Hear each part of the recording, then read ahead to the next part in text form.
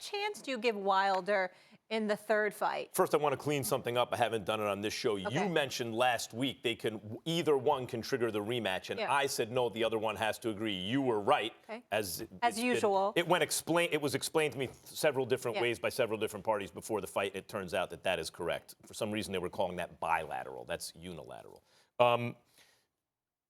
He does not have much of a chance, Deontay Wilder. He has a puncher's chance because Deontay hits with supernatural force. But that's it, Stephen A. It's a puncher's chance. Let's look at the first two fights. You could really make the argument that Deontay won 2 rounds out of 19. The rounds he knocked Tyson Fury down in.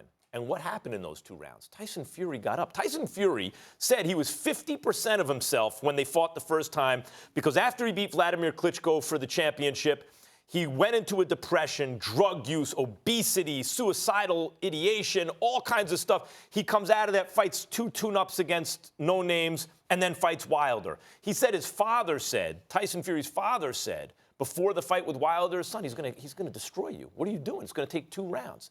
And that version of Tyson Fury outboxed him 10 out of the first 11 rounds, and then got hit with Deontay's knockout punch in the 12th, flat on his back, rose up. People were calling him the Undertaker to take the fight to Deontay the rest of that round. So he said going into the rematch, if he couldn't beat me when I was 50% of myself, what's he going to do when I'm 100%? And he told everyone what he was going to do. He said, I'm going to come after him and rough him up and beat him up. I put on extra weight to do it. And Stephen A. did exactly that. Tyson Fury has only ever told people exactly what he was going to do before the fight and then went out and did it.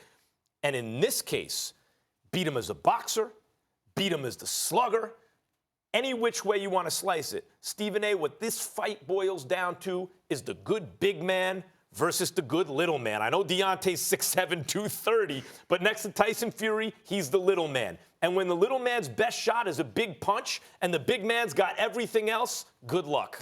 Well, first of all, I think that, how can I put this? I think your breakdown is fair, but in the same breath, I think you're sort of being unfair to Wilder. Let me explain. Wilder is a knockout artist. I believe that he'd probably lose the second, if depending on when he fight. I thought if he took a break, let Tyson Fury fight Anthony Joshua for first take on the winner. I think he needs more time to recover from what happened to him. You could see him on social media. He talk about the king, and your king is here, and, I'll be back to reclaim my crown and all of that stuff. And to do something so immediate, I think could potentially be a mistake. I wouldn't favor him to beat Tyson Fury, but I got love for Deontay Wilder. Let me say this to you. Here's a couple of things I think you're taking into consideration and why I think you're not being fair to Wilder.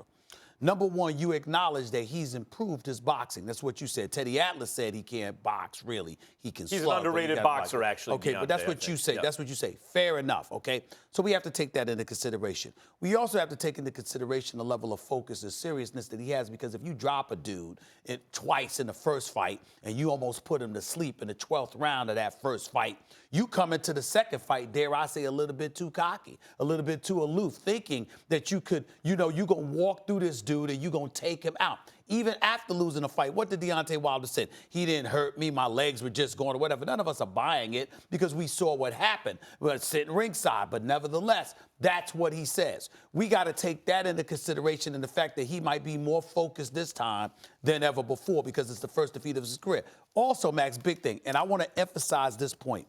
I am in no way wishing this.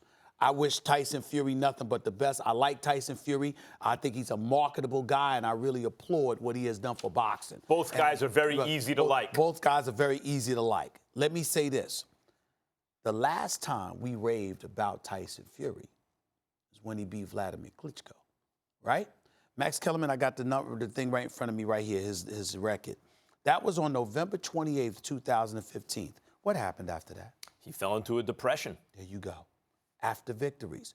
You never know.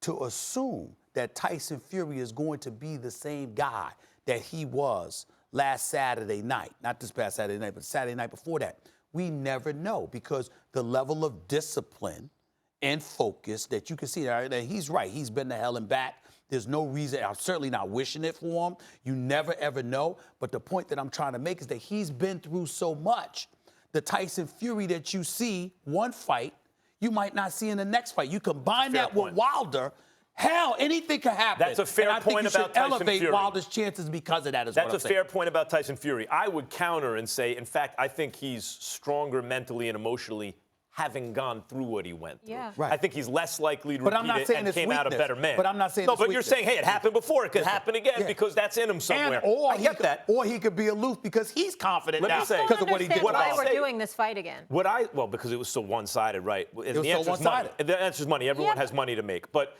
here's the thing about Deontay. I'm saying this not because I don't like Deontay or don't think he has a I bright know. future. I'm saying it because I think he does, and I think a third fight can ruin that. Let me tell you what I mean. In boxing, the old adage is one fighter knocks out another, he's going to do it in the rematch only quicker, right? Deontay Wilder is special, not just because he has a huge right hand, but because he has the self-belief and composure in the biggest moments to weather the storm and land that right hand every time, except in this last fight. He fought a guy 40 pounds bigger. It wasn't the 40-pound suit he had on. It was the 40 pounds that Tyson had on him, right? 40 pounds bigger, a better boxer, the whole thing. That's not going to change. If Deontay and his team were serious about beating Fury, you take a tune-up fight first, get the confidence back, go through a training camp. You take a fight against a real big guy just to get that feeling. You take another fight against a guy who can fight. Now you've built all the way back up. Immediate rematches in the wake of a loss like that almost never turn out good. Almost never. Almost never. I remember, even though it's different, I remember Lennox Lewis getting knocked out by Hakeem Rahman, took an immediate rematch, and then knocked him out. That's number one. Number two, let's also remember this. This is the brilliance of Tyson Fury.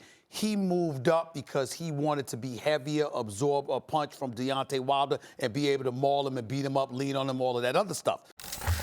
Thanks for watching ESPN on YouTube. For more sports highlights and analysis, be sure to download the ESPN app. And for live streaming sports and premium content, subscribe to ESPN+.